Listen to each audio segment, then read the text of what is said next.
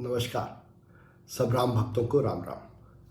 आज के प्रसंग में हम गुरु बृहस्पति का इंद्र के साथ संवाद देखेंगे। जब भरत वन में राम से मिलने के लिए चले जा रहे हैं तो उनके साथ जो होता है उसको तुलसीदास जी एक दोहे में कहते हैं कि ये जाहे छाया जलद सुखद बहे बर्बाद तस मगु भयउ न राम कहाँ जस भाभर तहि जात। तुलसीदास जी कहते हैं कि जब भरत वन में जा रहे हैं तो उनके लिए बादल छाया कर देते हैं और सुखद हवा बहने लगती है। ऐसा राम के साथ भी न हुआ जब राम वन में जा रहे थे। तो राम से ज़्यादा राम के भगत के साथ प्रकृति उनके साथ सपोर्ट कर रही है। इसको देख के इंद्र, देवराज इंद्र जो सुरों के राजा हैं और इंद्र मन का प्रतीक है, मन इंद्रियों का राजा है। मन अपने गुरु बृहस्पति से कहता है, और बृहस्पति कौन है? जो गुरु, जो बुद्धि है, जो गुरु है, जो अपने अंदर ही रहती है। उनसे कहते हैं, देखी प्रभाव सुरे सहे सोचू जगु भल भले ही पोछे कहूँ पोछू गुरसन कहेऊ करे प्रभु सोई राम है भरत है भेंट न होई। इंद्र जो कि मन है सोचते हैं कि भरत से इतना प्रेम है प्रकृति को, तो राम तो उनके प्रेमवश लौट ही जाएंगे और उससे देवताओं का काम बिगड़ जाएगा, इंद्रियों का काम बिगड़ जाएगा। तो अपने गुरु से, बृहस्पति से कहते हैं कि कुछ ऐसा कीजिए जिससे राम और भरत की भेंट ना हो, नहीं तो राम भरत के प्रेमवश वापस अयोध्या चले जाएंगे। इसको सुन के जो गुरु हैं बृहस्पति, जो सुर गुरु हैं, सुरों के गुरु हैं, वाणी के गुरु हैं, वो कहते हैं, बचन सुनत सुर गुरु मुस्काने सहस नयन बिनु लोचन जाने। बृहस्पति मुस्कुराने लगते हैं और कहते हैं कि ये इंद्र को तो दिखाई ही नहीं देता। मन है, मन जो कि मानता नहीं, उसको साफ साफ दिखाई नहीं देता। क्या कहते हैं? मायापति सेवक सन माया करए तो लटी परय सुर राया। कहते हैं कि जो चित्त है, जो माया का स्वामी है, अगर उसके सेवक से, जो उसका सेवक है, जो बुद्धि उसकी सेवक है, उसके साथ माया करो तो वो उल्टा पड़ता है। ये मन को समझाते हैं, देवराज को समझाते हैं।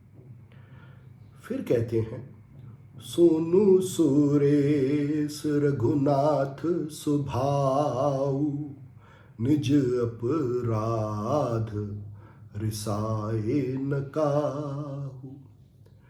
कहते हैं कि हे मन, हे इंद्र, राम का स्वभाव सुनो। राम रूपी चित्त के साथ अगर कोई अपराध करते तो वो उसका बुरा नहीं मानते, पर जो अपराधु भगत कर करई राम रोष पावक सो जरई।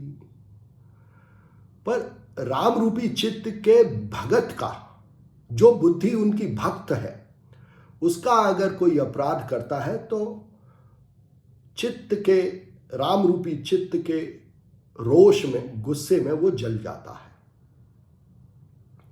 आगे कहते हैं, भरत सरिस को राम सनेही, जग जप राम, राम जप जेही। कहते हैं कि भरत के समान राम का कौन प्रेमी है। सारा जग, सारी दुनिया राम को, चित्त को जपती है, पर राम भरत को जपते हैं।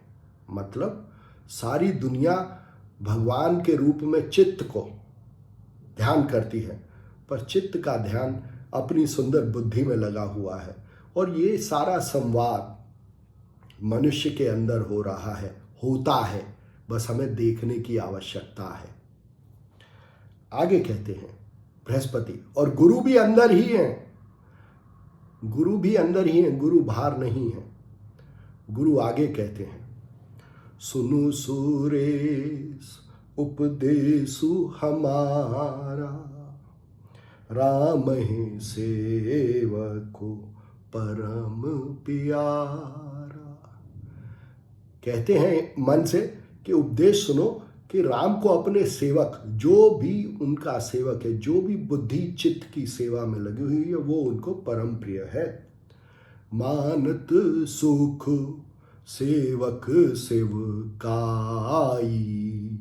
सेवक बैर बैरु अधिकाई। यहां कहते हैं कि जो राम का सेवक है, उस सेवक की जो सेवा करता है उससे सुख मानते हैं, और कोई राम के सेवक से बैर करता है तो उससे बैर मानते हैं राम। तो अपने सेवक से बहुत प्रेम है, और अपने सेवक के जो सेवक हैं उनसे बहुत प्रेम है। जो उनके सेवक के दुश्मन हैं, उनसे नाराज हैं, उनसे सुख नहीं मानते। फिर कहते हैं समझाते हुए गुरु बृहस्पति, जो कि हमारे अंदर ही हैं, मन को समझा रहे हैं। कहते हैं, जद्यपि सम नहीं राग न रोषु, गहे न पाप पुनु गुण दोषु। कहते हैं कि राम सम है, राम में किसी के प्रति राग, कामना नहीं है, और किसी के प्रति गुस्सा नहीं है, सम है राम। और न किसी का पाप ग्रहण करते हैं, न किसी का पुण्य ग्रहण करते हैं, न किसी का गुण ग्रहण करते हैं, न किसी का दोष ग्रहण करते हैं। मतलब कि गुण और दोष को अलग अलग तरीके से नहीं देखते, पाप और पुण्य को अलग अलग तरीके से नहीं देखते राम। पर फिर कहते हैं, करम प्रधान विश्व करे राखा, जो जस करे सो तस फल चाखा। कहते हैं कि राम ने, जो ये चित्त है, चित्त रूपी राम है, इसने इस विश्व को कर्म प्रधान बना रखा है। मतलब जो जैसा कर्म करता है उसको वैसा ही फल मिलता है। इसलिए अगर फल अच्छा चाहते हैं तो कर्म अच्छा होना चाहिए, जैसा कर्म वैसा फल। यहाँ बृहस्पति मन को समझाते हैं। फिर कहते हैं, तदपि करहे सम विषम बिहारा, भगत अभगत हृदय अनुसारा। कहते हैं कि राम यद्यपि सम है, पर फिर भी सम और विषम विहार करते हैं, किसी को ये देख के कि वो भगत है या अभगत है। अगर भगत है तो उसे प्रेम से अपने में मिला लेते हैं, जैसे भरत को, और अगर अभगत है जैसे रावण, तो उसका वध करके उसे अपने में मिला लेते हैं। मिलाते दोनों को अपने में है, किसी को छोड़ते नहीं राम। फिर कहते हैं राम के बारे में, अगुण अलेप अमान एक रस, राम सगुण भय भगत प्रेम बस। कहते हैं कि राम में कोई गुण नहीं है, राम निर्लेप हैं, किसी में लिप्त नहीं होते। राम में कोई मान नहीं है, उनका अपमान भी हो तो उन्हें कोई फर्क नहीं पड़ता। और एक रस है, मतलब अलग अलग रसों में लिप्त नहीं होते, अलग अलग रसों की खोज में नहीं है। पर भगत के प्रेम के वश राम सगुण हो जाते हैं और फिर सगुण होके मनुष्य के अनुसार काम करते हैं। फिर वो रस में भी डूबते हैं, फिर वो गुणों में भी डूबते हैं, फिर वो मान भी धारण करते हैं प्रेमवश। तो राम का जो मनुष्य अवतार है ये भक्तों के प्रेमवश है। आगे कहते हैं, राम सदा सेवक रुचि राखी, वेद पुराण साधु सुर साखी। बृहस्पति मन को फिर समझाते हैं कि राम अपने सेवक की रुचि का सदा ख्याल रखते हैं और ये बात सबों में प्रसिद्ध है। इसके आगे कहते हैं, राम भगत पर हित निरत, पर दुख दुखी दया, भगत शिरोमणि भरत ते, जनि डर पहु सुरपा।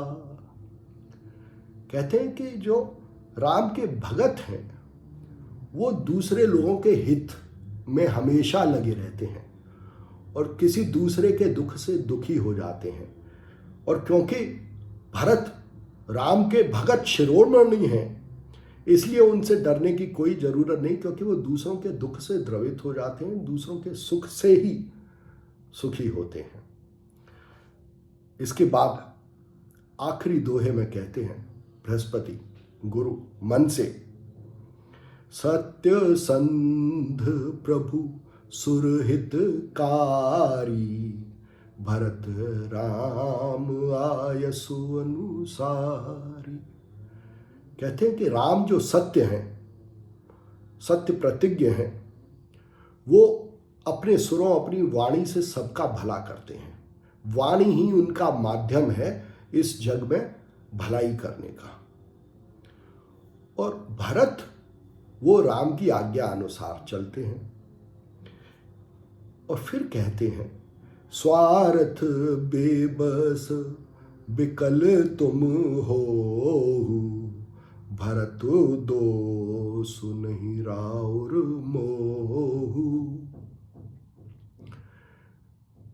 मन को, इंद्र को समझाते हुए बृहस्पति फिर कहते हैं कि तुम अपने स्वार्थ के विवश व्याकुल हो रहे हो। भरत का कोई दोष नहीं है, ये तो केवल तुम्हारा मोह है जिसकी वजह से तुम परेशान हो रहे हो, क्योंकि तुम्हें अपनी और अपने स्वार्थ की चिंता है। इस मोह की वजह से ही तुम्हें भरत में दोष दिखाई दे रहा है, भरत में दोष नहीं है। ये बहुत ही महत्वपूर्ण शिक्षा है बृहस्पति की अपने मन को, और ये शिक्षा हमें भी अपने मन को देनी चाहिए कि क्या दूसरे में दोष होता है या हमें अपने स्वार्थ की वजह से, अपने हित की चिंता की वजह से दूसरे में दोष दिखाई देता है। कोशिश करें। धन्यवाद।